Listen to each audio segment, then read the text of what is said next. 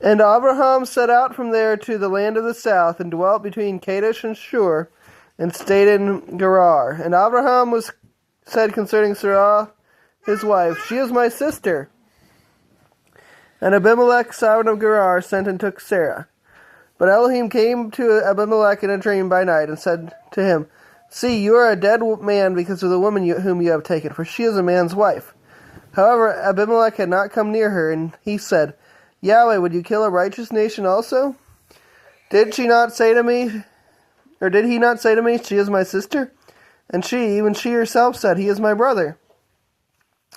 In the integrity of my heart, and in the innocence of my hands, I have done this.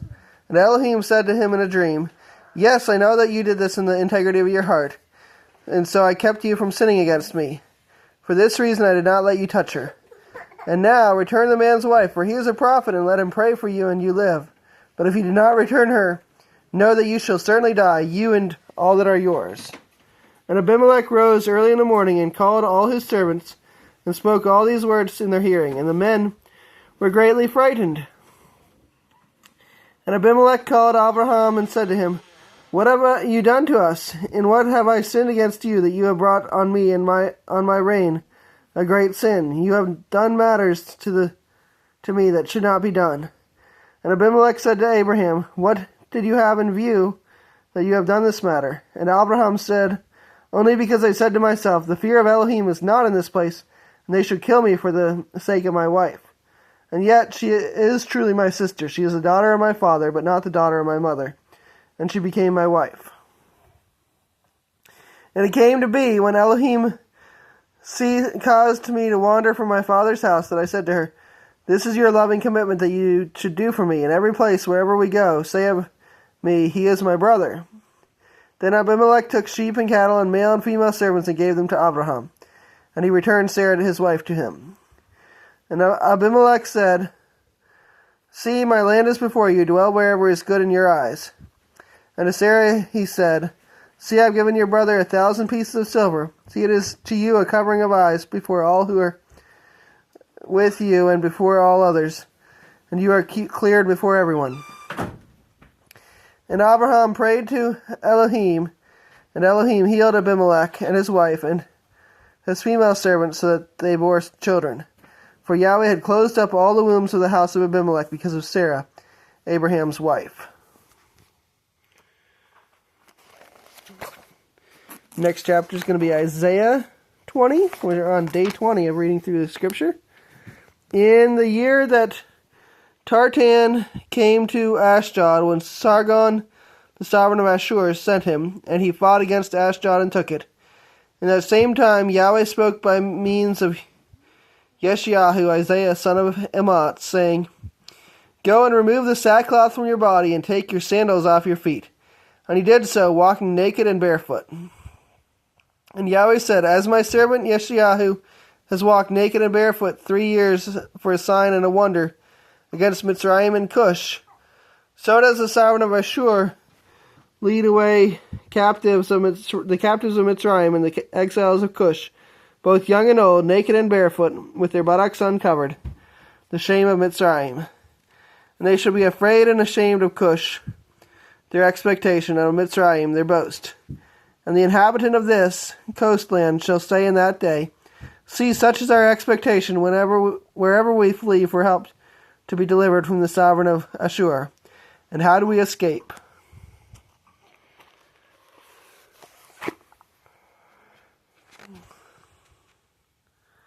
Yahweh does answer you in the day of distress. The name of the Elohim of Yaakov does set you on high. He does send you help from the set-apart place, and does uphold you from Zion. He does remember all your offerings, and does accept your ascending offering. Selah. He does give you according to your heart, and fills all your plans. We sing of your deliverance, and in the name of our Elohim we set up a banner.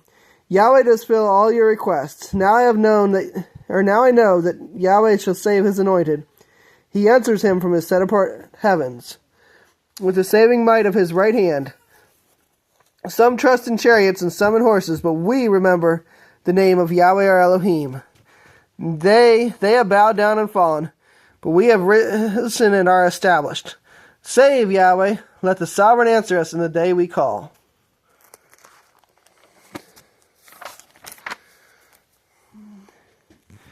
For the reign of the heavens is like a man, a householder who went out early in the morning to hire workers for his vineyard. And when he had agreed to the workers for a denarius a day, he sent them into his vineyard. And he went out about the third hour and saw others standing idle in the marketplace, and said to them, You too go into the vineyard, and whatever is right I shall give you. And they went. Having gone out again about the 6th and the 9th hour, he did likewise. And about the 11th hour, having gone out, he found others standing idle, and said to them, Why do you stand here idle all day? They said to him, Because no one hired us. He said to them, You too go into the vineyard, and whatever is right you shall receive. And when evening came, the master of the vineyard said to his manager, Call the workers and pay them their wages, beginning with the last to the first. And when those came who were hired about the 11th hour, they each received a denarius. And when the first came, they thought they would receive more, but they too each received a silver piece. And when they received it, they grumbled against the householder, saying, These last have worked only 1 hour, and you made them equal to us, who have borne the burden and the heat of the day. But he answering said to one of them, Friend, I did do you no wrong. Did you not agree with me for a denarius? Take yours and go, but I wish to give to this last man as also to you. Is it not right for me to do what I wish with my own, or is your eye evil because I am good? Thus the last shall be first, and the first last. For many are called, but few chosen.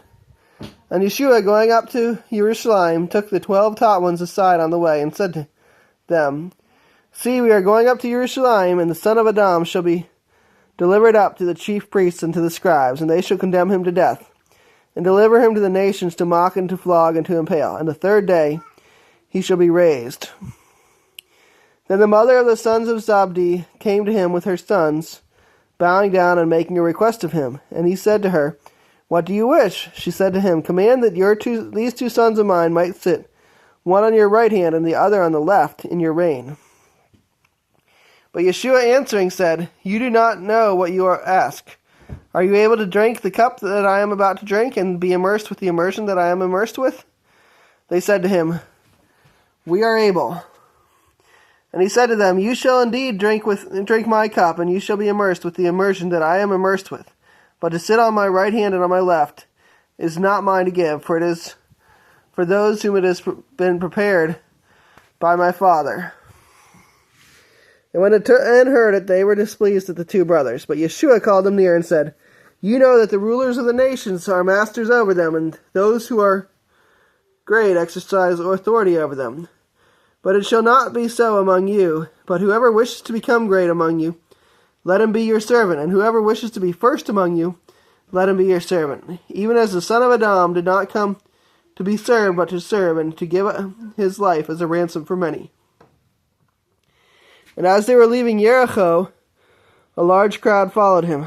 And see, 2 blind men sitting by the way, having heard that Yeshua was passing by, cried out, saying, Have compassion on us, O Master, Son of David. And the crowd rebuked them, and rebuked them that they should be silent. But they cried out all the more, saying, Have compassion on us, O Master, Son of David. And Yeshua stopped and called them and said, What do you wish for me to do for you? They said to him, Master, that our eyes be opened. And having been moved with compassion, Yeshua touched their eyes, and immediately their eyes received sight, and they followed him.